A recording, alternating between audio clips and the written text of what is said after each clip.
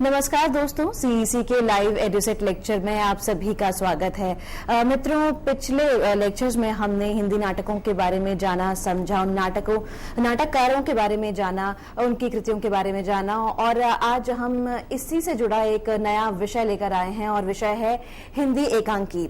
हिंदी एकांकी किस प्रकार की ये विधा है, इसका आगमन कब हुआ, नाटकों से किस प्रकार ये भिन्न है और इसकी विकास यात्रा किस प्रकार हुई, कहाँ से चली, इसके बारे में आज हम विशेष चर्चा करेंगे। और इसके लिए एक बार फिर से हमारे साथ हमारे सीईसी के लाइव एडुसेट लेक्चर में मौजूद है डॉक्टर पीसी टंडन, जो एसोसिएट प्रोफेसर हैं हिंदी विभाग दिल्ली यूनिवर्सिटी में। तो सबसे पहले मैं तहे दिल से स्वागत करना चाहूंगी डॉक्टर साहब का, और यही चाहूंगी कि जिस तरह से उन्होंने हमें विस्तृत जानकारी दी थी नाटकों के बारे में, इसी प्रकार हमें ये एकांकी के बारे में, हिंदी एकांकी के बारे में भी जानकारी दें, जिससे कि हमारे तमाम स्टूडेंट्स, तमाम व्यूअर्स जो इस वक्त हमें देख रहे हैं उनको लाभ प्राप्त हो। तो डॉक्टर साहब, आपका बहुत बहुत स्वागत है हमारे सीईसी के लाइव एडुसेट लेक्चर में। नमस्कार। आज हम बात करेंगे हिंदी एकांकी, जो हिंदी की एक महत्वपूर्ण विधा के रूप में हमारे सामने आती है। अभी हमने नाटक की पूरी विकास यात्रा पर चर्चा की और एकांकी भी उसी प्रकार की एक विधा है जिसकी अभिनयता, जिसका मंचन, जिसका प्रदर्शन महत्वपूर्ण माना जाता है। नाटक की सार्थकता तभी सिद्ध होती थी जब उसका मंचन और प्रदर्शन हो। इसी तरह एक अंक वाली यह विधा एकांकी भी बहुत महत्वपूर्ण विधा के रूप में हिंदी में आती है। इसकी एक सुदीर्घ और सशक्त परंपरा है, लेकिन उतनी सुदीर्घ परंपरा या उतनी मजबूत परंपरा नहीं है जितनी की नाटक की है। और नाटक का उद्भव हम जैसे भारतेंदु युग में उसके प्रारंभिक दौर में ही देखते हैं। हम हिंदी एकांकी की जब बात करते हैं तो एक तात्विक दृष्टि से एकांकी उस रूप में हमें वहां प्राप्त नहीं होती, लेकिन जब भी इसका उद्भव हुआ और जैसे जैसे इसका विकास हुआ और जैसे जैसे इसमें विषय वैविध्य का समावेश होता चला गया, इसकी पात्र संरचना की बात हुई, इसकी कथानक के गठन की बात हुई, तो इसमें समय समय पर कुछ परिवर्तन होते चले गए जो निश्चित रूप से समय सापेक्ष, परिस्थिति सापेक्ष भी थे। हिंदी एकांकीकार अधिकांश वो एकांकीकार हैं जो नाटककार भी रहे हैं। उन्होंने बड़े फलक पर नाटक का सृजन किया है, तो छोटे फलक पर एक अंक को ध्यान में रखकर, केंद्र में या दृष्टि में रखकर उन्होंने एकांकियों का सृजन भी किया। एकांकी कम समय में पठनीय भी है और कम समय में दर्शनीय भी है। उसका प्रदर्शन जब होता है तो उसके लिए उतने लंबे समय की आवश्यकता नहीं होती, लेकिन ये इसकी जो लोकप्रियता है वह बताती है कि एकांकी दर्शक समाज में या पाठक समुदाय में बहुत ही लोकप्रिय विधा के रूप में रही है। और जिन एकांकीकारों ने समय समय पर अपने अपने अंदाज में, अपनी अपनी शैली में नए नए विषयों को लेकर, नई नई समस्याओं और चुनौतियों को लेकर एकांकियों का सृजन किया है, निश्चित ही वह हिंदी साहित्य की समृद्धि में बहुत सहायक रहे हैं। और आज उसी को केंद्र में रखते हुए हम हिंदी एकांकी के स्वरूप पर, एकांकी विधा क्या होती है और इसका उद्भव, इसका विकास क्या हुआ, इस पर हम बात आज प्रारंभ करते हैं और फिर आगे इसको हम जारी रखते हुए पूरा करेंगे। हिंदी में नाट्य लेखन परंपरा जैसी मजबूत, जैसी सशक्त रही है और जितनी सुदीर्घ रही है, वैसी सुदीर्घता और वैसी सशक्तता एकांकी की परंपरा में दिखाई नहीं देती। उसका कारण बड़ा स्पष्ट है, क्योंकि प्रारंभिक दौर में एकांकी और प्रहसन दोनों चीजें बिल्कुल अलग अलग नहीं हो पाई थी। स्थिति तो यह भी है कि हिंदी एकांकी के जन्म की कोई बहुत प्रामाणिक सूचना हमें नहीं मिलती। हम किसी एक एकांकी को या एकांकीकार को लेकर कहें कि यही पहली एकांकी है या इसी को विधिवत तात्विक दृष्टि से प्रथम एकांकी माना जाना चाहिए, इस पर विद्वानों में बहुत मतभेद भी है और अपने अपने ढंग से, अपने अपने तर्कों से लोगों ने चर्चा विद्वानों ने की है। एकांकी साहित्य के जन्मदाता के विषय में भी हिंदी साहित्य के इतिहास लेखकों में एक मत नहीं है। माने अपने अपने ढंग से इतिहास लेखक किसी को प्रथम एकांकीकार कोई मानता है, किसी दूसरे को कोई मानता है, तो वो एकांकी के जन्मदाता के रूप में भी कोई बहुत प्रामाणिक उल्लेख या हमें चर्चा नहीं मिलती। कुछ विद्वान भारतेंदु हरिश्चंद्र को एकांकी का जनक मानते हैं, क्योंकि भारतेंदु युग में नाटक का आगमन आधुनिक युग में, आधुनिक हिंदी के साहित्यिक इतिहास में, खड़ी बोली में वहाँ नाटकों का आगमन हुआ था। तो कुछ लोग मानते हैं कि जो प्रहसन आदि लिखे गए उसमें भारतेंदु की भूमिका महत्वपूर्ण रही, इसलिए एकांकी के जनक उन्हीं को माना जाए। कुछ समालोचक जयशंकर प्रसाद को एकांकी का जनक मानते हैं, क्योंकि प्रसाद जी की एक घूंट नामक जो एकांकी है वो बहुत चर्चित रही है, और ऐसा कहा जाता है कि विधिवत अगर किसी को मान सकते हैं तो एक घूंट है। लेकिन कुछ लोग भुवनेश्वर प्रसाद को भी एकांकी का जनक मानते हैं। भुवनेश्वर जी ने बहुत सारी एकांकियां लिखी हैं और बहुत चर्चित एकांकियां रही हैं। उन्होंने समकालीन समस्याओं और चुनौतियों को लेकर या पाश्चात्य प्रभाव को लेकर कुछ एकांकियों का सृजन किया है, जिनका मंचन भी बहुत सफलतापूर्वक हो पाया है। हिंदी एकांकी के प्रारंभिक दौर पर यदि हम एक दृष्टि डाल लें तो देख सकते हैं कि भारतेंदु युग में कुछ ऐसी रचनाएं मिलती हैं जिनको कुछ लोग एकांकी मानते हैं और कुछ लोग नहीं मानते। जैसे वैदिकी हिंसा हिंसा न भवती, ये भारतेंदु जी का लिखा हुआ एक नाटक है। कुछ लोग इसे नाटक या नाटिका मानते हैं और कुछ लोग इसे एकांकी मानते हैं। तो वैदिकी हिंसा हिंसा न भवती और दूसरा विषस्य विषमौषधम, यह भी भारतेंदु जी का ही लिखा हुआ है। तो ये दोनों जो नाट्य रचनाएं हैं या एकांकी रचनाएं हैं, इनको हम मान सकते हैं कि अगर हिंदी साहित्य में प्रारंभिक बीज वपन अगर देखना हो तो यहाँ से एकांकी का देख सकते हैं। इसी तरह बालकृष्ण भट्ट ने भी कुछ एकांकी प्रारंभ में लिखी हैं, उनका उल्लेख भी मिलता है।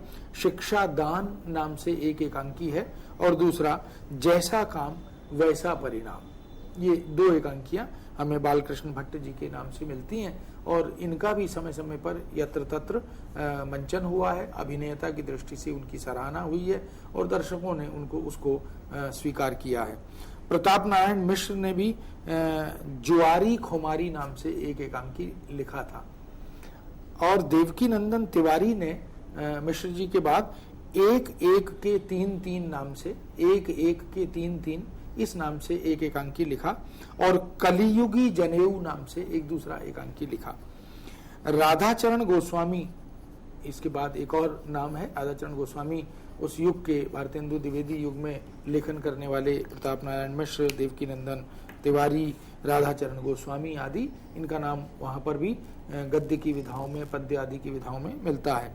तो राधाचरण गोस्वामी की तनमन धन गोसाई जी के अर्पण, तनमन धन गोसाई जी के अर्पण, एक इस शीर्षक से एकांकी मिलता है राधाचरण जी का। और बूढ़े मुंह मुहासे, ये एक दूसरा एकांकी भी मिलता है। ये जो एकांकी हमें प्राप्त होते हैं क्रमशः, इनको देखकर ही विवाद पैदा होता है कि इन्हें एकांकी के तत्वों के आधार पर क्या उसकी कसौटी पर खरा हम देख पाते हैं या इसमें कहीं तात्विक दृष्टि से कोई कमी, कोई त्रुटि या कोई अभाव रह जाता है। अब कुछ विद्वानों का, समालोचकों का, इतिहासकारों का मानना है कि इनको हम प्रारंभिक एकांकी मानकर एकांकी परंपरा के उद्भव से जोड़ सकते हैं, और कुछ लोगों का कहना है कि नहीं, विधिवत जो जिसको हम शास्त्रीय दृष्टि से मानक एकांकी मान सकते हैं, वह उसका उद्भव यहाँ से दिखाई नहीं देता। ये सभी प्रहसन के रूप में लिखे गए एकांकी हैं। तो जब हम प्रहसन को एक अलग विधा के रूप में देख रहे हैं तो इनको एकांकी माने या न माने, यह एक प्रश्न इसके साथ जुड़ा हुआ है। किंतु इनकी भाषा विशेष रूप से संस्कृत आधृत भाषा थी। यह एक दूसरी माने तत्सम प्रधानता थी और संस्कृत आधृत होना। तो ऐसे में क्या इन्हें खड़ी बोली हिंदी की विशुद्ध एकांकी परंपरा का प्रारंभिक चरण माना जा सकता है इनको देखकर, या नहीं माना जा सकता? तो ये एक चर्चा का, परिचर्चा का, विवाद का विषय रहा है। लेकिन अधिकांश समालोचक इसे प्रारंभिक मानते हुए भी एकांकी का वस्तुतः प्राथमिक रूप स्वीकार नहीं कर पाते। यही कारण है कि विशुद्ध एकांकी के जन्मदाता के रूप में भारतेंदु युगीन किसी भी प्रहसनकार को, यहाँ तक कि भारतेंदु स्वयं, उनको भी और उस युग के अन्य प्रहसनकारों को, किसी को भी हम एकांकीकार के रूप में स्वीकार नहीं कर पाते, क्योंकि सभी इतिहास, हिंदी साहित्य के इतिहास लेखक हों या गद्य विधाओं पर जिन्होंने शोध कार्य किया है या समालोचक आदि हों, उन्होंने इतिहासकार होते हुए या समालोचक होते हुए यह स्थापित किया कि इनको हम एकांकी नहीं मान सकते। भारतेंदु युगीन इन प्रहसनों को विद्वान लघु नाटक कह सकते हैं, कह देते हैं, या लघु नाटिका भी मानते हैं, लेकिन वो इसे विशुद्ध एकांकी मानने को कतई तैयार नहीं है। इस संदर्भ में जाने माने समालोचक डॉक्टर नगेंद्र, जो हिंदी साहित्य का इतिहास उन्होंने संपादित भी किया और बहुत बड़े शास्त्रीय आचार्य भी हैं, उन्होंने इस संदर्भ में एक मत लिखा, सचमुच हिंदी एकांकी का प्रारंभ प्रसाद के एक घूंट में पूरी तरह निर्वाहित दिखाई देता है। एक घूंट, ये प्रसाद जी का कुछ लोग इसे लघु नाटक भी कहते हैं और कुछ लोग इसे एक अंक के कारण एकांकी भी कहते हैं। जबकि डॉक्टर नगेंद्र के मत से कुछ विद्वान असहमत हैं, इसलिए वो एक घूंट को एकांकी के तत्वों पर खरा नहीं मानते। उनको लगता है कि जो तात्विक विवेचन होता है शास्त्र की दृष्टि से विधाओं का, उसमें उन समस्त तत्वों की दृष्टि से एक घूंट सफल या खरा उतरने वाला एकांकी या नाटक नहीं है। जाने माने साहित्यकार सच्चिदानंद हीरानंद वात्स्यायन अज्ञे, उन्होंने एक घूंट को ही एकांकी मानते हुए एकांकी का प्रारंभ इसी प्रसाद जी की नाटिका से या एकांकी से माना है। कतिपय विद्वानों ने भुवनेश्वर द्वारा सन 1933 में लिखित एक एकांकी, जो बहुत चर्चित रहा, कारवां शीर्षक से, इसको हिंदी का पहला एकांकी घोषित किया है। लेकिन सन 1930 में डॉक्टर रामकुमार वर्मा द्वारा एक अन्य एकांकी प्रकाश में आया, सामने आया, जिसका शीर्षक था बादल की मृत्यु। कारवां से पहले प्रकाशित हो चुका बादल की मृत्यु एक और विवाद को जन्म देता है। इसमें पश्चिमी नाट्य विधान का प्रभाव सीधे सीधे दिखाई देता है।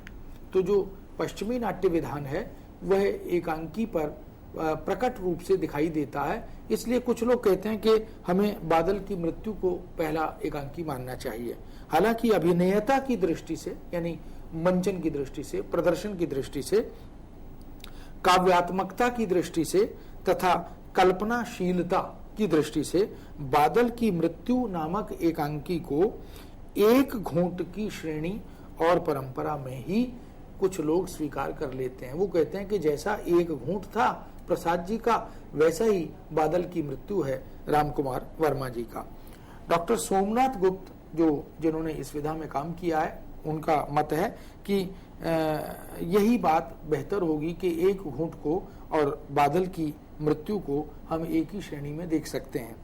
जबकि अज्ञे ने एक घूंट को रूप विधान की दृष्टि से आधुनिक मानते हुए इसके पक्ष में कुछ तर्क दिए और इसी को प्रथम एकांकी माना। इसकी जो संरचना थी, इसका जो गठन था, इसका जो रूप विधान था, उसको उन्होंने आधुनिक माना।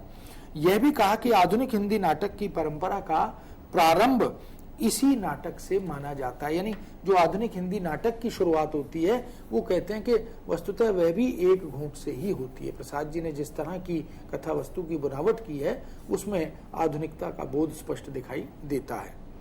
यूं तो एक अंक वाले नाटक या एकांकी संस्कृत साहित्य में भी बहुत सारे लिखे गए हैं और संस्कृत में उसकी एक परंपरा बाकायदा मिलती है। उनका भी समय समय पर मंचन होता रहा है।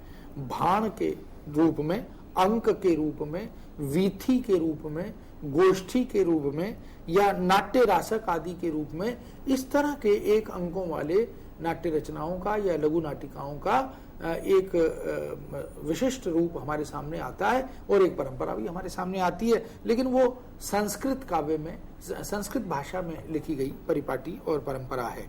आगे चलकर भारतेंदु ने उसी परंपरा को हिंदी में विषस्य विषमौषधम के रूप में एक नई दिशा, एक नया मार्ग प्रशस्त करते हुए हमारे सामने प्रस्तुत किया। और विषस्य विषमौषधम ये बहुत ही चर्चित और सराहनीय रूप में हमारे सामने मंचित प्रदर्शित भी होता रहा।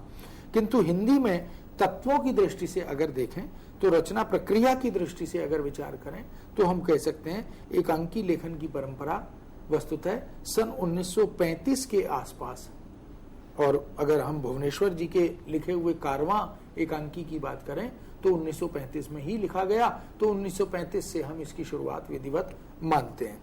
इसके लेखन पर, यानी कारवां जो एकांकी लिखा भुवनेश्वर जी ने, उस पर बर्नार्ड शॉ का सीधा सीधा प्रभाव था। यानी उस रचना प्रक्रिया को, उस रचना शैली को, उस संवादात्मकता को, उस कथानक की बनावट को, उसकी कसावट को अगर हम तुलना करते हुए देखें तो बर्नार्ड शॉ का सीधा सीधा प्रभाव उस पर है, और उन्होंने स्वयं इसे स्वीकार भी किया है। भुवनेश्वर ने लिखा भी है कि मेरे शैतान की एक सीन में, शैतान नाम का उनका जो एकांकी है, कि एक सीन में शॉ की छाया तनिक मुखर हो गई है। बर्नार्ड शॉ की छाया जो है, उनका प्रतिबिंब जो है, वो कुछ मुखर हो गया है।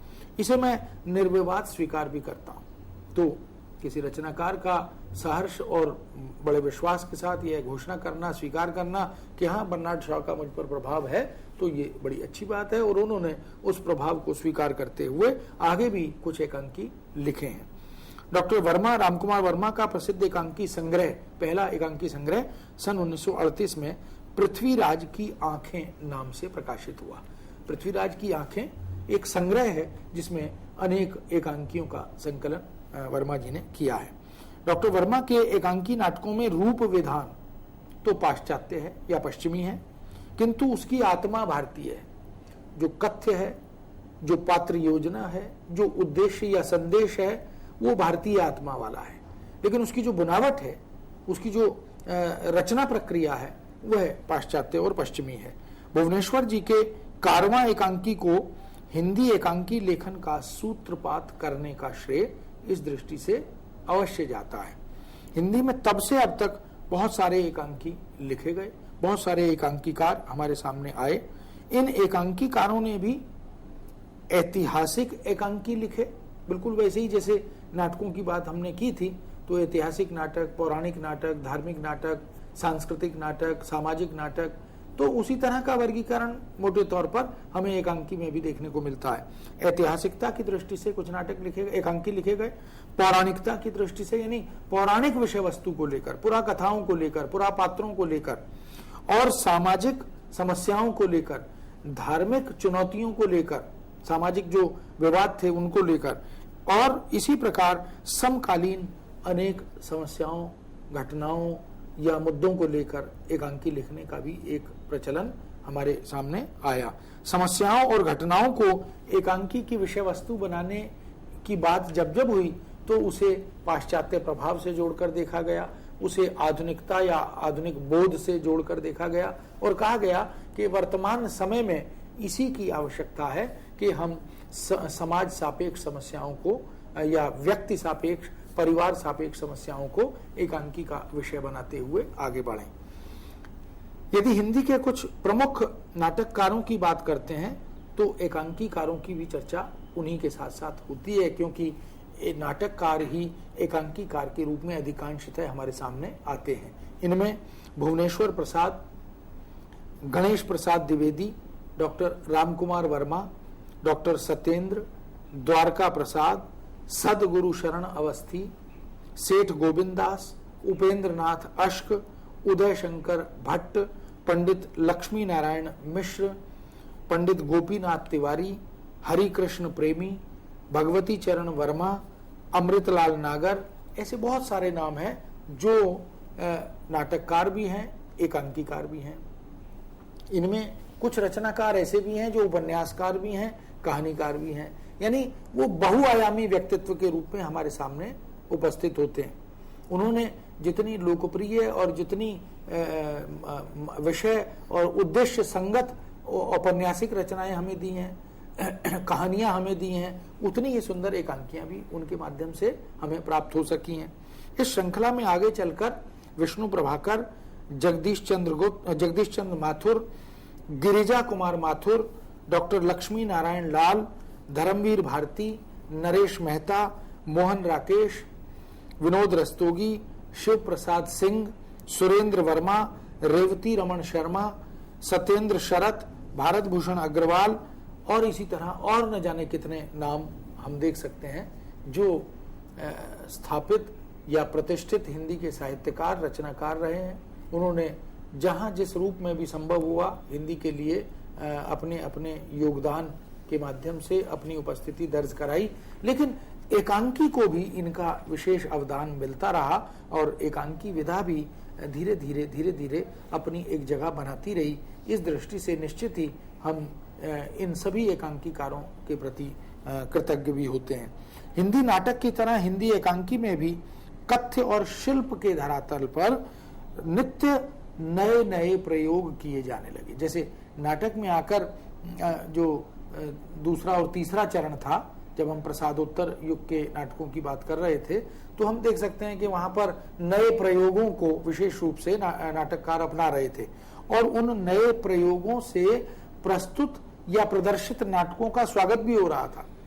लोगों को जो संवाद योजना थी या पात्र योजना थी या कथानक की समकालीनता और आधुनिक बोध से जुड़ी हुई प्रस्तुति थी, उनको लोग जैसे स्वीकार कर रहे थे, स्वागत कर रहे थे, ठीक वैसा ही प्रचलन हमें हिंदी एकांकी में भी देखने को मिला, क्योंकि एकांकी ने भी कथ्य और शिल्प के धरातल पर नवीनता की ओर अपने को उन्मुख किया। एकांकीकारों ने देखा कि जो पाठक समुदाय है, जो दर्शक समुदाय है, उसकी आवश्यकता और अपेक्षा हमसे क्या है, तो समय अनुसार उन्होंने इसमें बदलाव किया। इसका मूल कारण एक और भी है कि संपूर्ण नाटक लिखने वाले नाटककार ही एकांकीकार के रूप में हिंदी में आए, इसलिए उन्होंने कथ्य की दृष्टि से दोनों जगह लगभग नवीनता लाने की कोशिश की। हिंदी एकांकी की यदि हम एक लंबी और सशक्त परंपरा पर दृष्टि डालें तो कथ्य की दृष्टि से इस पूरी परंपरा में जो भी एकांकीकार हमें मिलते हैं, अगर हम एक घूंट से एकांकी का प्रारंभ मानते हैं या भुवनेश्वर से मानते हैं, कारवां से, तो हम देख सकते हैं वो समय छायावाद के युग का समय लगभग रहा है।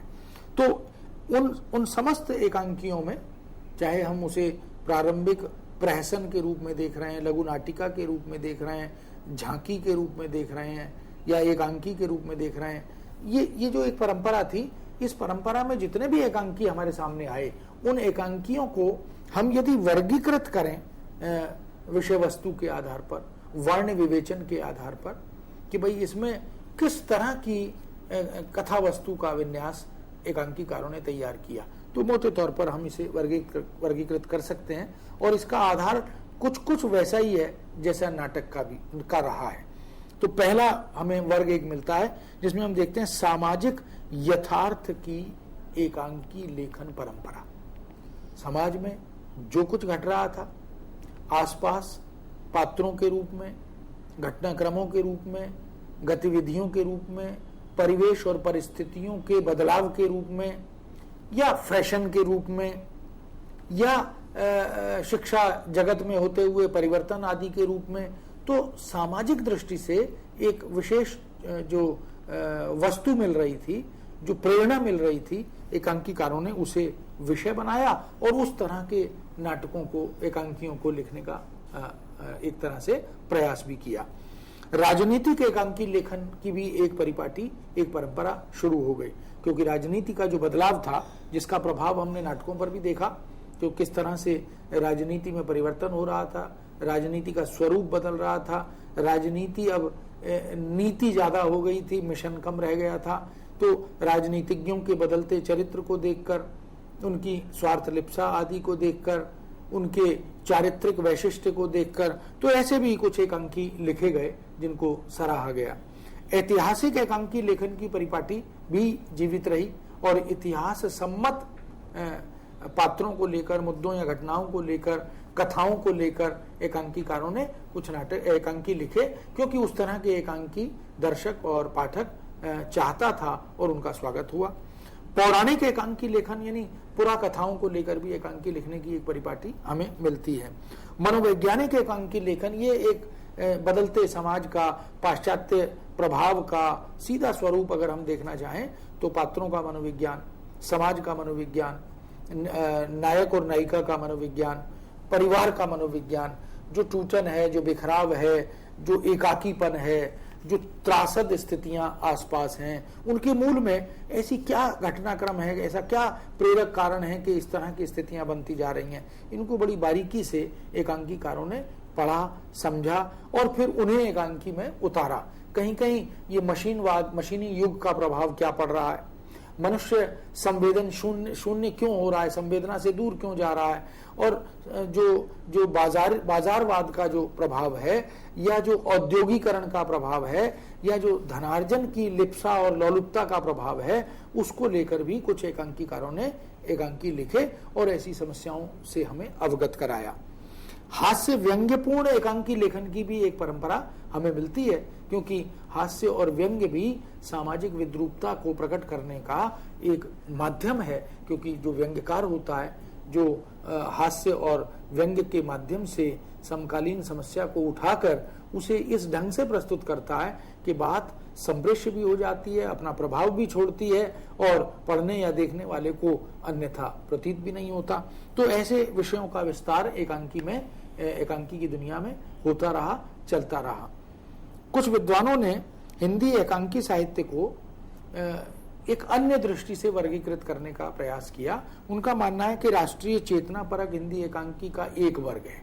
उसमें राष्ट्र संबंधी, राष्ट्र नायक संबंधी, राष्ट्रीय पात्रों या उन नायकों के संबंध में, उनके चारित्रिक वैशिष्ट्य के संबंध में, उनकी घटनाओं के संदर्भ में, या स्वतंत्रता की चेतना को लेकर जो संघर्ष हुआ उसको उस दृष्टि से ऐसे कुछ एकांकी जो लिखे गए, उनको इस वर्ग के अंतर्गत रखने की बात विद्वानों ने की है।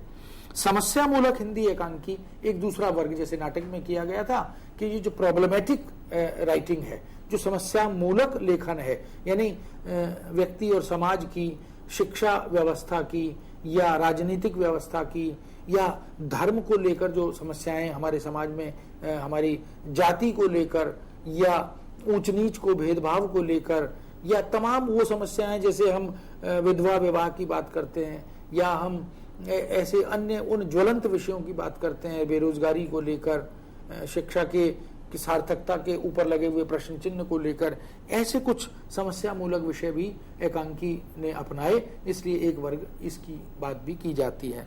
प्रतीकात्मक हिंदी नाटक, हिंदी एकांकी, इसका भी उल्लेख किया गया, क्योंकि पात्र भी प्रतीक होते हैं और उपकरण जिनके माध्यम से हम पात्रों को उकेरने या उभारने की कोशिश करते हैं, इसी तरह जीव जंतुओं को भी प्रतीक रूप में प्रस्तुत किया जाता है।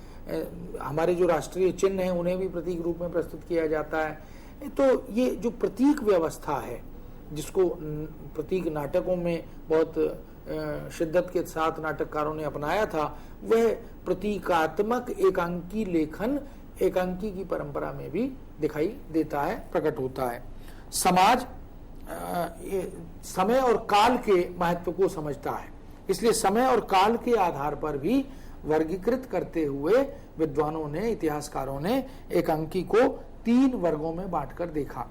पहला, प्रारंभिक अवस्था के एकांकी, यानी अगर हम जो बीत गया है कल उसको, जो वर्तमान है उसको, और आने वाला कल उसको देखें तो एक वर्ग ये बनता है। लेकिन अब तक के जो एकांकी का इतिहास है उसके एक प्रारंभिक चरण की बात, जैसे हम हिंदी साहित्य के इतिहास का विभाजन करते हैं तो उसे आदिकालीन हिंदी साहित्य, फिर मध्यकालीन हिंदी साहित्य, फिर आधुनिक हिंदी साहित्य, इस रूप में देखते हैं। इसी तरह हमने नाटक का देखा, प्रसाद पूर्व हिंदी नाटक, प्रसाद युगीन हिंदी नाटक, प्रसादोत्तर हिंदी नाटक, फिर समकालीन और अद्यतन हिंदी नाटक आदि आदि। तो एकांकी में भी वर्गीकरण करते हुए एक वर्गीकरण या एक भेद यह भी आया कि प्रारंभिक अवस्था के एकांकी इस रूप में हम देख सकते हैं, जिसको हम प्रथम चरण के एकांकी भी कह सकते हैं। विकासोन्मुख अवस्था के एकांकी ये दूसरा चरण है, इसको हम द्वितीय चरण भी कह सकते हैं।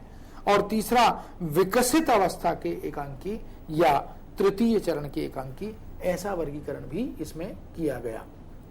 इस वर्गीकरण में एक बात बड़ी साफ है कि प्रारंभिक दौर के एकांकी उस तरह से जो प्रामाणिक एकांकी माने जाते हैं, जो तात्विक दृष्टि से सशक्त एकांकी माने जाते हैं, वो नहीं थे। वो एकांकी और एकांकीकार अभी एक प्रकार से चलना सीख रहे थे। तो उनके जो प्रारंभिक एकांकी हैं वो भले ही पूर्णतः एकांकी की कसौटी पर खरे न उतरते हों, लेकिन एकांकी तो थे, इसलिए उन्हें प्रारंभिक अवस्था के कहा गया। फिर विकासोन्मुख अवस्था के एकांकी में जब उसका कुछ विकास हो गया, कुछ सुधार हो गया, संपादन संशोधन हुआ, संवर्धन हुआ और एकांकीकारों ने एकांकी को पहले की तुलना में कहीं बेहतर बना लिया और उसे सुपठ्य और दर्शनीय भी बना दिया, तो निश्चित रूप से वो उसकी विकासोन्मुख स्थिति थी, उस रूप में उसे स्वीकार किया गया।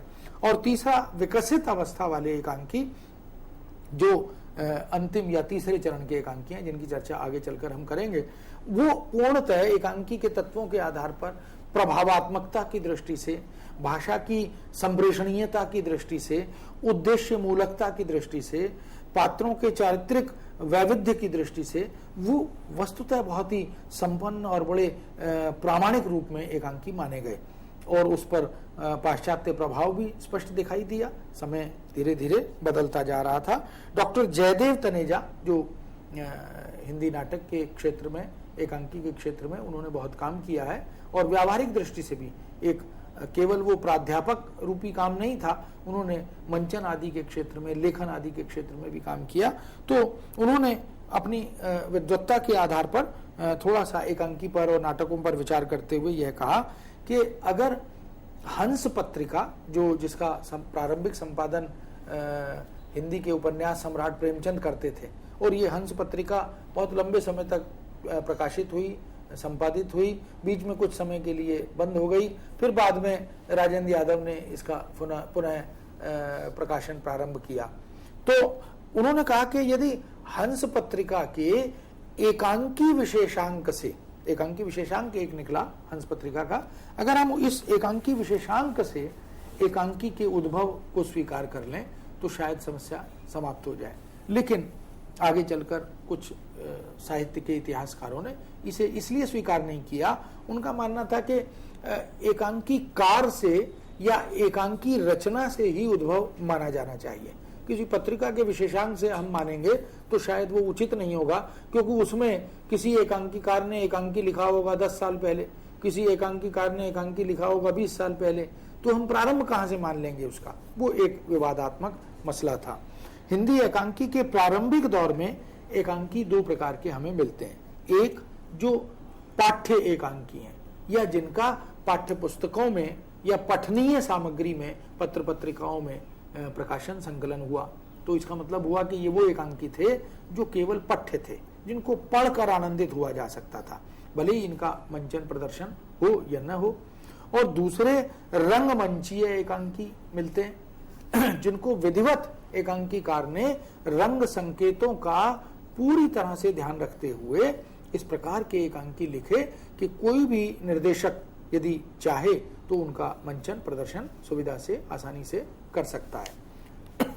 जैनेन्द्र और चंद्रगुप्त विद्यालंकार, ये दो नाम हैं जिन्होंने नाटककार भी थे, एकांकीकार भी थे, लेकिन उन्होंने अधिकांश एकांकी पाठ्य एकांकी ही प्रस्तुत किए। इनका दबाव, इनका रुझान बहुत मंचीय या अभिनय एकांकियों की ओर उतना नहीं था जितना कि बाकी एकांकीकारों का। तो इन्होंने लिखा और लिखे हुए एकांकी बहुत अच्छे रूप में स्वीकार किए गए, उनको पढ़ा गया और पाठक जगत तैयार हुआ उसके लिए।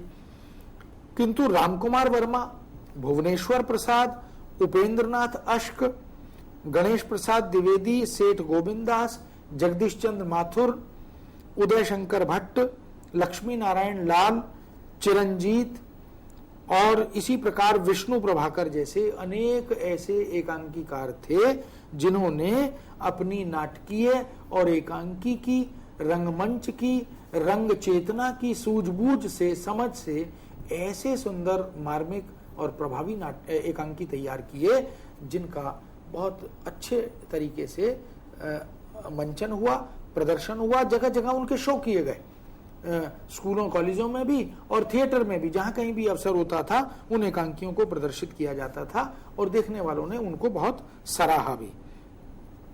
इस तरह हम देखते हैं कि तात्विक दृष्टि से विचार करें तो संपूर्ण नाटक के तत्वों में और एकांकी के तत्वों में कोई विशेष अंतर प्रतीत नहीं होता।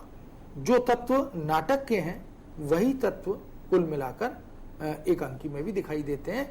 मोटे तौर पर अंतर यह है कि नाटक बड़ा होता है, हो सकता है, सुदीर्घ हो सकता है, उसका घटनाक्रम बड़ा हो सकता है, उसकी कथा वस्तु बहुत बड़ी हो सकती है, उसमें युगों की कहानी भी हो सकती है, वर्षों की कहानी भी हो सकती है। लेकिन एकांकी उसकी तुलना में, क्योंकि एक अंक की विधा है, छोटा होता है, पात्र उसमें कम होते हैं, कथा वस्तु उसमें छोटी होती है, और उसमें जो गौण कथाएं हैं जो यत्र तत्र जुड़ती चली जाती हैं उपन्यास में या नाटक में, वो उसकी गुंजाइश इसमें नहीं रहती। हिंदी में रेडियो एकांकी और दूरदर्शन एकांकी लिखने की और उनके प्रदर्शन की भी एक लंबी परंपरा हिंदी के पास मौजूद है। बहुत सारे बड़े बड़े साहित्यकारों ने, प्रतिष्ठित साहित्यकारों ने, जैसे अमृतलाल नागर ने रेडियो के लिए, टीवी के लिए खूब लिखा और खूब उनका ध्वनि नाटक के रूप में और टेलीविजन पर प्रदर्शित किए जाने वाले बहुत ही रोचक और प्रेरक नाटकों के रूप में उनको हम सराहते रहे हैं। इन एकांकियों में इतिहास और पुराण की आधुनिक दृष्टि से व्याख्या की गई। ये जो हम कहते हैं कि किसी घटना, किसी पात्र, किसी रचना आदि की प्रासंगिकता क्या है, आज उसकी रेलेवेंस क्या है, तो हम उस रेलेवेंस को या उस प्रासंगिकता को आज के घटनाक्रम से जोड़कर देखते हैं और दिखाना भी चाहते हैं।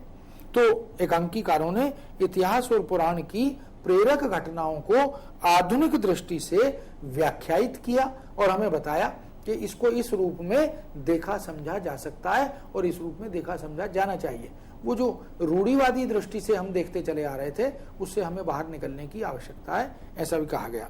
जीवन और यथार्थ समस्याओं का चित्रण, जीवन और उस जीवन की यथार्थ समस्याएं, जिन समस्याओं को हर भारतीय नागरिक दो दो हाथ कर रहा है, आमने सामने उनको देख रहा है और उनसे जूझ भी रहा है, ऐसी समस्याओं का चित्रण इन एकांकीकारों ने बेबाक किया, बिना किसी संकोच के, क्योंकि वो चाहते थे कि ये सामाजिक और राष्ट्रीय समस्या है और एकांकी के माध्यम से ये आए ताकि लोग इसे देखकर इन समस्याओं पर सोच सकें, विचार कर सकें। मनोविश्लेषणात्मक दृष्टि से मानव मन की अनेक आंतरिक गुत्थियों को खोलने, परतों को उघाड़ने का काम भी जैसे उपन्यास और कहानी में हुआ, मनोविश्लेषणात्मक उपन्यास और कहानियां खूब लिखे गए, नाटक भी लिखे गए, ऐसे ही एकांकी में भी मन की स्थिति का, मन के द्वंद्व का ऐसा विश्लेषणात्मक, ऐसा सूक्ष्म और बारीक विश्लेषणात्मक अध्ययन इन एकांकीकारों ने किया, जिसको बाद में बहुत सराहना भी मिली। सामाजिक और पारिवारिक जीवन के अनेक पहलू इन एकांकियों में उठाए गए। बदलते मानव मूल्य और सामाजिक मूल्यों को भी इन एकांकीकारों ने उकेरा। कैसे समाज बदल रहा है, कैसे हमारे मूल्य बदल रहे हैं, हमारी दृष्टि बदल रही है, हमारा जीवन स्तर बदल रहा है, हमारा खान पान बदल रहा है, हमारी आदतें बदल रही हैं। तो ये जो व्यस्तताओं के कारण या निरंतर धन की बढ़ती हुई महत्ता के कारण या बढ़ते हुए प्रलोभनों के कारण, ऐसे कई अनेक कारण हैं जिनसे हमारे संस्कार प्रभावित हो रहे हैं, जिनसे हमारी सभ्यता और संस्कृति प्रभावित हो रही है, हमारा सोचने समझने का तरीका प्रभावित हो रहा है। तो वो सारी घटनाक्रमों को बहुत नजदीक से जाकर देखा समझा एकांकीकारों ने, और कभी किसी पात्र के माध्यम से, कभी किसी कथानक के गौण कथा के माध्यम से और कभी मुख्य कथा के माध्यम से, ऐसी तमाम चुनौतियों और समस्याओं को इन एकांकीकारों ने उकेरा और रोचक भी बना दिया। दैनिक जीवन की छोटी बड़ी कई घटनाओं को, मानव जीवन के अनेक सत्यों को और इसी तरह की चुनौतियों और समस्याओं को ये एकांकीकार विधिवत उठाते रहे और एकांकी में विषय बनाते रहे। जहां तक प्रश्न शिल्प का है, क्योंकि एकांकी का शिल्प भी बहुत महत्वपूर्ण है, ठीक उसी तरह जैसे नाटक का शिल्प है, जैसे उपन्यास का शिल्प है, जैसे कहानी का शिल्प है। क्योंकि शिल्प क्या है, उसका शरीर है, और उस शिल्प में उसकी भाषा, उसकी भाषा के उपकरण, उसके मंचन को लेकर जो रंग संकेत आदि की तैयारी है, वो इसमें शामिल है। तो इस शिल्प की दृष्टि से कई प्रकार के एकांकी हमें देखने को मिलते हैं, हमारे सामने आए। जैसे एक पात्रीय एकांकी, ये भी देखने को मिलते हैं, पर ये पठनीय भी हुए और इनका मंचन भी, यानी एक ही पात्र पूरे एकांकी में सारे घटनाक्रम की बनावट के साथ जुड़ा रहता है। इसी तरह झांकी रूप में एकांकी, जो किसी एक झांकी जैसे कोई निकलती है और वो निकल गई, उसके बाद जो सोच है, जो विचार है, वो शुरू होता है। तो एकांकी में एक झलक जैसे किसी ने दिखाई, इस तरह की एकांकियां भी लिखी गई। रेडियो एकांकी खूब लोकप्रिय हुए, जो रेडियो पर अलग अलग नामों से भी उनका प्रदर्शन होता रहा। एक जमाने में हवा महल रेडियो में आता था, तो वो छोटी छोटी एकांकियां थीं, उन्हीं का प्रदर्शन होता था, लिखी जाती थी या तो हिंदी के प्रसिद्ध नाटककारों द्वारा, या फिर रेडियो से जुड़े हुए रेडियो विधा के मर्म को जानने वाले कुछ लोग एकांकी तैयार करते थे और उनको प्रदर्शित किया जाता था। क्योंकि रेडियो पर इस तरह के एकांकियों के प्रदर्शन का एक समय निश्चित था, 10 मिनट, 12 मिनट, 15 मिनट, अधिक से अधिक, तो उतने में ही वो उसकी वस्तु का विन्यास तैयार किया जाता था। उसकी भाषा और उसके जो ध्वनि प्रभाव थे वो उसी तरह से प्रारंभ किए जाते थे, क्योंकि रेडियो एकांकी जो है वो ध्वनि के माध्यम से ज्यादा संप्रेषित होता है। टेलीविजन पर तो आप दृश्य को, घटना को देखकर उसको एंजॉय कर सकते हैं, उसका आनंद ले सकते हैं, लेकिन रेडियो पर तो सब कुछ श्रवण शक्ति से जुड़ा हुआ है, तो वहां ध्वनि प्रभावों का बड़ा सुंदर प्रयोग होता था। फैंटेसी एकांकी भी हमें देखने को मिले, क्योंकि फैंटेसी है तो पाश्चात्य शिल्प विधान का एक प्रभाव है, लेकिन हमारे यहाँ फैंटेसी में कविताएं भी लिखी गई, औपन्यासिक और कहानी रचनाओं पर भी उसका प्रभाव मिलता है, तो एकांकी में भी वो देखने को मिलता है।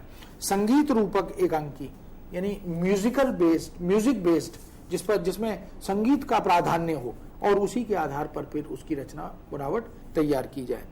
एक पात्रीय एकांकी में मंच पर केवल एक ही पात्र उपस्थित रहता है और अपने अभिनय कला से वो संपूर्ण कथा वस्तु या कार्य व्यापार को गति प्रदान करता है। तो एको अहम की तर्ज पर एक ही पात्र सब कुछ करता है और कथा उससे आगे भी बढ़ती रहती है, गतिशील भी होती रहती है, उसका मंतव्य या उद्देश्य भी पूरा होता है और एकांकी के रूप में उसकी स्वीकृति भी होती है।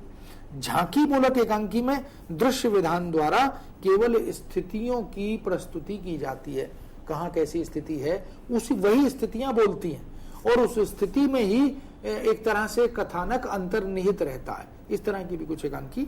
प्रहसन में हास्य व्यंग्य द्वारा सामाजिक विडंबनाओं का प्रदर्शन किया जाता है, इसलिए जो भारतेंदु युग में प्रहसन लिखे गए उसमें हास्य और व्यंग्य का पुट उसकी प्रधानता थी, लेकिन सामाजिक या समकालीन समस्याओं को उस हास्य व्यंग्य में पिरोकर इस तरह से प्रस्तुत किया जाता है कि पाठक या दर्शक जो है वह उसे बहुत आनंदित होता है उससे और उससे प्रेरणा भी ग्रहण करता है।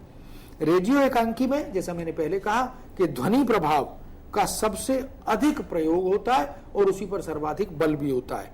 फीचर या संगीत रूपक ये भी इसी रेडियो नाटक या रेडियो नाटिका के अलग अलग प्रकार के रूप हैं और उनका भी उपयोग समय समय पर रेडियो में होता रहता है।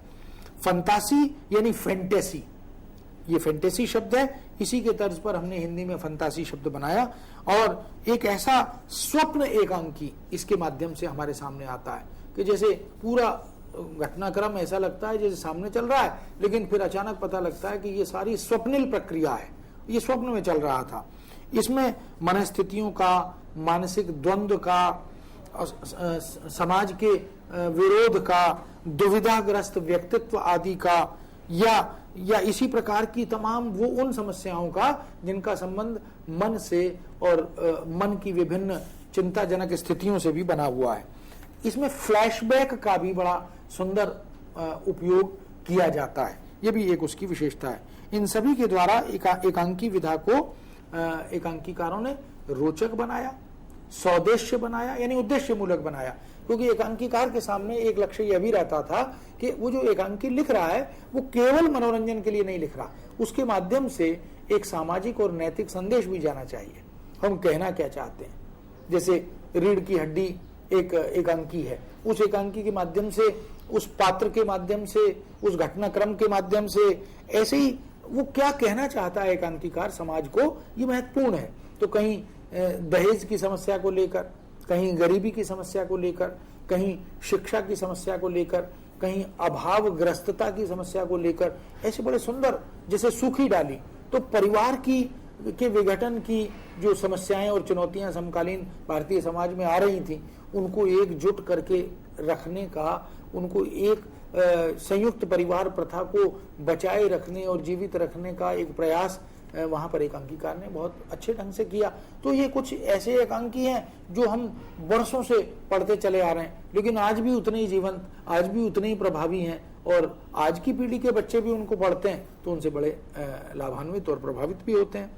कभी कभी टेलीविजन रूपक भी हमें देखने को मिलते हैं, टीवी पर छोटे छोटे कथा वस्तु को लेकर बनाए गए रूपक वो भी मिलते हैं। ऐसे अनेक रेडियो टीवी नाटक जो बहुत लोकप्रिय हो चुके हैं, जिन्हें एकांकी विधा के कलेवर को आत्मसात करते हुए प्रदर्शित किया गया और दर्शकों ने उनका बड़ा स्वागत किया। अमृतलाल नागर का इस दृष्टि से अगर हम टेलीविजन रूपक के रूप में देखें, क्योंकि नागर जी टीवी से बहुत लंबे समय तक जुड़े रहे और उन्होंने टेलीविजन के लिए बहुत लेखन कार्य किया, चिरंजीत ने टेलीविजन के लिए बहुत लिखा, तो नागर जी का चढ़त न दूजो रंग सन 1982 में एक इसी प्रकार का टेलीविजन रूपक था जो बहुत लोकप्रिय हुआ, जिसकी सराहना हुई, दर्शकों ने उसे बार बार देखना चाहा। उसकी धारावाहिक जो प्रस्तुति थी वो लगातार दर्शकों के लिए एक आकर्षण का विषय बनी रही। एकांकी संपूर्ण नाटक से भिन्न होता है क्योंकि एक ही अंक में और सामान्यतः एक ही घटना को लेकर आगे बढ़ता है। उसमें बहुत सारी घटनाओं की एक साथ प्रस्तुति, एक साथ बनावट नहीं होती। यही घटना एकांकी में नाटकीय कौशल और कौतूहल का संचरण भी करती है, क्योंकि एकांकी की जो समयावधि है वो नाटक की तुलना में कम है, जल्दी समाप्त होगा। इसलिए कौतूहल, चमत्कार या रहस्य, उसका उद्घाटन ये भी जल्दी होना चाहिए। ऐसा न लगे दर्शक को या पाठक को कि वो बहुत दूर तक एकांकी में चला जा रहा है, लेकिन जो उसे उसका जो प्राप्य है, जो जिसकी वो तलाश कर रहा है, वो उसे नहीं मिल रहा। तो एकांकी की ये खूबी है कि वह बहुत जल्दी जल्दी घटनाक्रम को बदलती चलती है और समयावधि के आधार पर वह एक प्रभाव छोड़ती है। एकांकी में कोई अन्य या अन्यत्र गौण कथा या अन्यत्र गौण पात्र, इनकी कोई प्रधानता नहीं रहती, उसको कोई महत्व नहीं दिया जाता।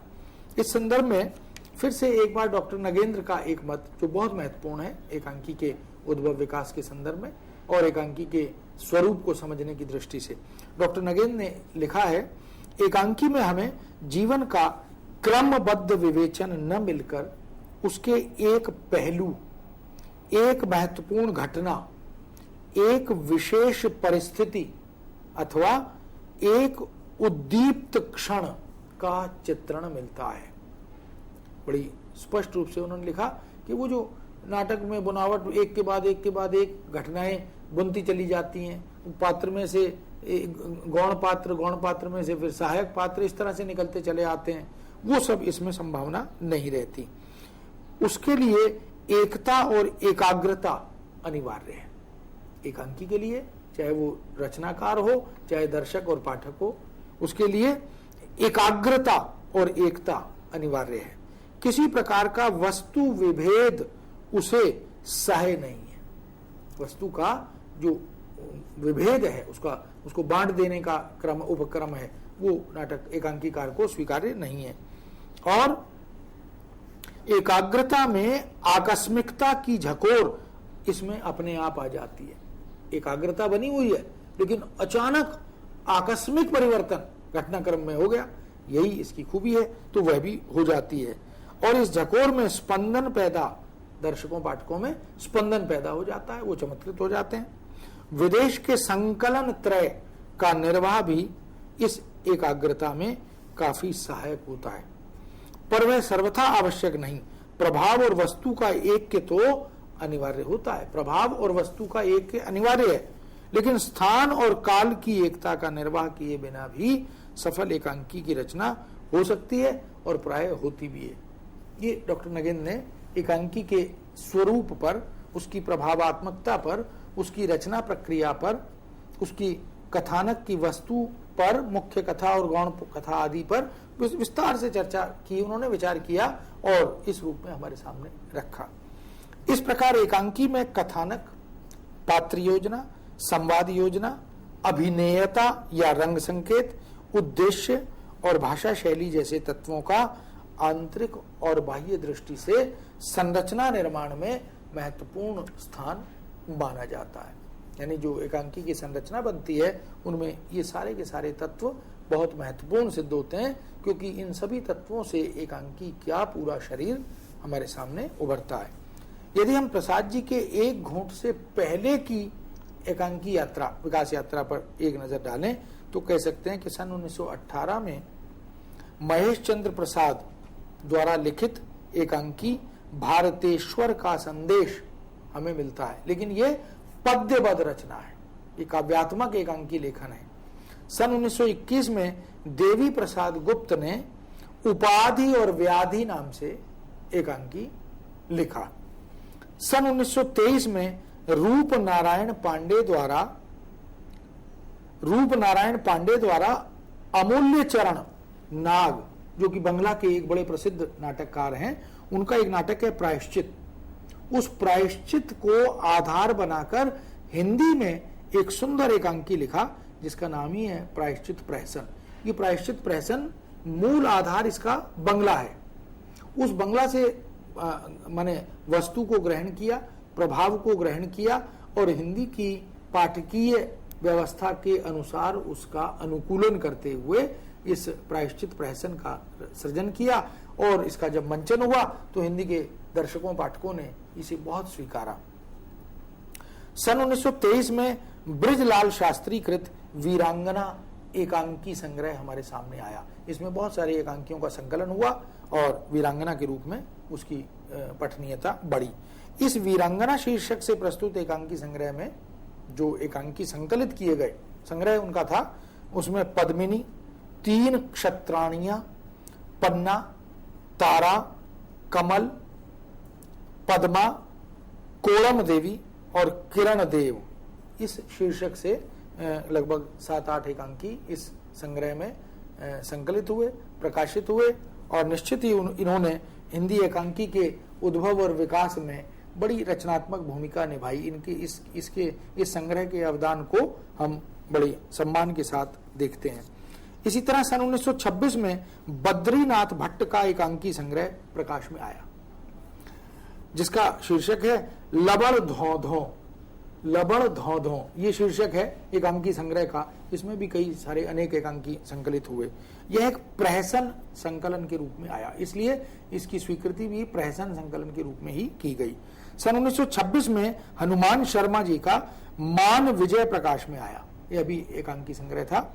सन 1929 में पांडे बेचन शर्मा उग्र, इन्होंने एकांकी प्रहसनों का एक संग्रह तैयार किया जिसका शीर्षक था चार बेचारे।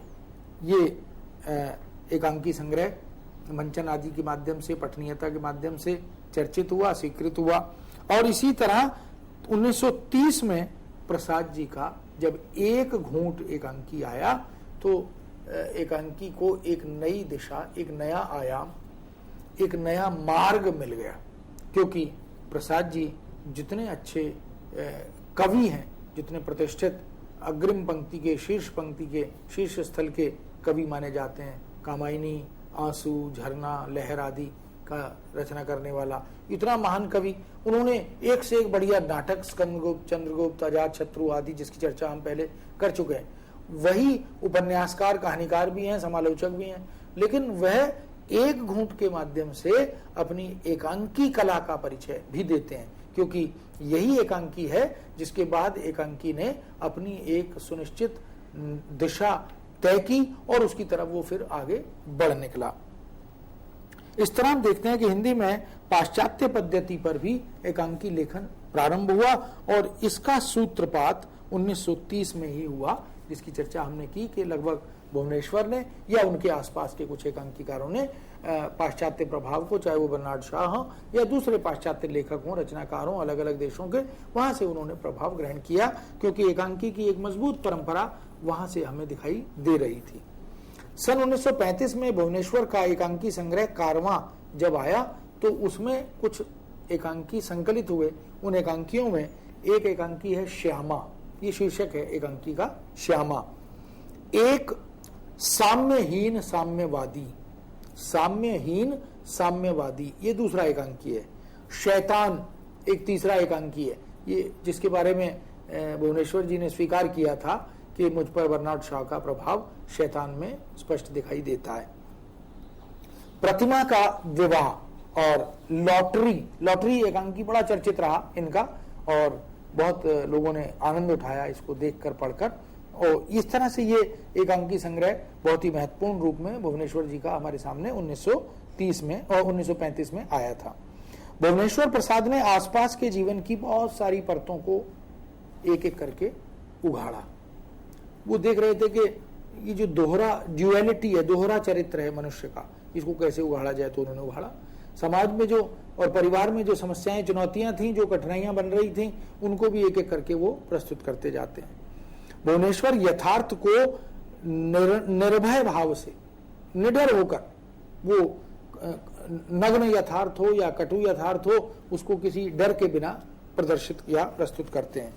ज्वलंत प्रश्न के रूप में वो ऐसी समस्याओं को हमारे सामने खड़ा कर देते हैं कि दर्शक और पाठक उनको देख और पढ़कर न केवल मनोरंजन करके चला जाए, बल्कि वो सोचे कि इस एकांकी लेखन की मूल प्रेरणा क्या है, इसके माध्यम से एकांकीकार कहना क्या चाहता है। गणेश शंकर द्विवेदी ने सन 1935 में सुहाग बिंदी और अन्य नाटक शीर्षक से एक संग्रह तैयार किया। इसी तरह उदयशंकर भट्ट ने 1934 में दुर्गा नाम से एकांकी लिखा, और एक ही काव्य में 1936 में एक दूसरा एकांकी भी लिखा। सेठ गोविंद दास का स्पर्धा 1935 में आया। जगदीश चंद्र माथुर, इनका मेरी बांसुरी 1936 में, और भोर का तारा, ये भी एक चर्चित एकांकी है और बहुत सारी पाठ्यपुस्तकों में, पाठ्यक्रमों में निर्धारित भी है। 1937 में भोर का तारा एकांकी आया। भगवती चरण वर्मा जी का सबसे बड़ा आदमी 1936 में प्रकाशित हुआ। 1938 में उदयशंकर भट्ट ने आधुनिक एकांकी नाटक नाम से एक पुस्तक का संकलन किया और उसमें 6 एकांकियों का संग्रह तैयार किया। इस संग्रह में राजपूत की हार, जिसके रचनाकार सुदर्शन, एकांकीकार सुदर्शन है, 10 मिनट रामकुमार वर्मा एकांकीकार हैं। स्ट्राइक भुवनेश्वर प्रसाद, बड़ी चर्चित और बड़ी प्रेरक एकांकी है स्ट्राइक। लक्ष्मी का स्वागत उपेंद्रनाथ अश्क का एक और एकांकी है। सबसे बड़ा आदमी भगवती चरण वर्मा का चर्चित एकांकी है, और 10,000 उदयशंकर भट्ट का चर्चित एकांकी है। इस तरह ये 6 एकांकी इस संकलन में संग्रह होकर, संकलित होकर हमारे सामने आए, और एकांकीकार ने, उदयशंकर भट्ट ने एक माइलस्टोन, एक मील का पत्थर हमारे सामने प्रस्तुत किया। 6 एकांकी शीर्षक संग्रह में लक्ष्मी का स्वागत उपेंद्रनाथ अश्क, उस पार कमलकांत वर्मा, स्ट्राइक भुवनेश्वर, टकराहट जैनेन्द्र कुमार और कॉमरेड गणेश प्रसाद द्विवेदी, ऐसे अनेक महत्वपूर्ण एकांकियों का समय समय पर संग्रह संकलन भी होता रहा। उपेंद्रनाथ अश्क ने भी इसमें बहुत भूमिका निभाई, तथा अन्य एकांकीकारों ने भी समय समय पर अपना योगदान किया। इस तरह हम देख सकते हैं कि 1918 से लेकर 1940 तक का यह एकांकी का दौर, जिस पर अभी तक हमने चर्चा की, क्योंकि 40 के बाद की जो एकांकी की विकास यात्रा है, इस पर हम अगले व्याख्यान में बात करेंगे। तो ये जो एकांकी हैं, ये लिखे भी गए, प्रदर्शित भी हुए, और दर्शकों, पाठकों ने इनका बड़ा स्वागत किया, और एक स्वतंत्र अनुशासन के रूप में, एक विधा के रूप में एकांकी ने अपनी जगह हिंदी साहित्य के इतिहास में बना ली। जगदीश चंद्र माथुर ने भाषा शिल्प की दृष्टि से परिवर्तन किया, और किरानी का स्वप्न नाम से राधाकृष्ण मिश्र ने कुछ परिवर्तन किए।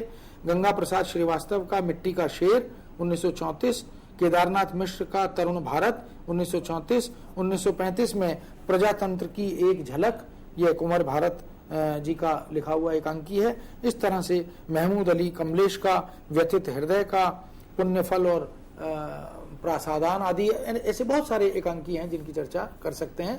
तो मैं समझता हूं कि हिंदी एकांकी के प्रथम चरण की विकास यात्रा, जिस पर अभी हमने चर्चा की, और एकांकी रचनाओं के बारे में, एकांकीकारों के बारे में, उनकी पठनीयता और मंजन के बारे में जो चर्चा की, उससे एक परिदृश्य आपके सामने स्पष्ट हुआ होगा।